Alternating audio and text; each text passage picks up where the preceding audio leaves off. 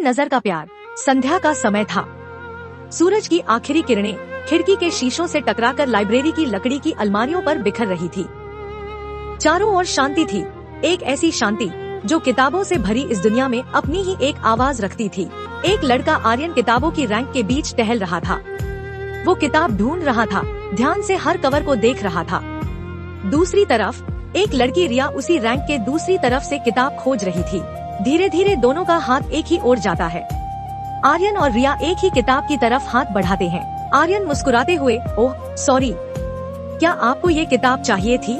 रिया हल्की हंसी के साथ, हाँ, लेकिन लगता है आप पहले पहुंच गए। दोनों थोड़ी देर के लिए एक दूसरे को देखते रहे। उनके चेहरे पर हल्की सी मुस्कान थी। आर्यन ने कहा, वैसे ये मेरी फेवरेट किताब है, प्राइड एंड प्रेजुडिस। आप भी इसे पढ़ती हैं? रिया आश्चर्य से, सच में? ये मेरी भी फेवरेट है।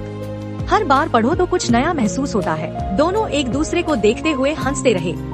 उन्हें उनके बीच एक अनकहा सा कनेक्शन महसूस होता है। आर्यन ने किताब रिया की ओर बढ़ाते हुए कहा, आप इसे पहले ले लीजिए, मेरे पास तो वैसे भी बहुत सी किताबें हैं। रिया, आप कितने अच्छे हैं। Thank you. रिया किताब ले लेती है और मुस्कुराते हुए एक पेज पर कुछ लिखती है, फिर उस किताब को आर्यन को लौटाती है। रिया ने आर्यन से कहा, अब ये आपके लिए और खास हो गई। इतना कहकर वो मुस्कुराते हुए चली गई। आर्यन थोड़ी हैरानी से उसे जाते हुए देखता रहा। जब आर्यन किताब खोलता है और देखता है कि उसमें एक पेज पर रिया ने कुछ लिखा है, अगर अगली बार फिर मिले तो शायद ये कहानी और आगे बढ़े।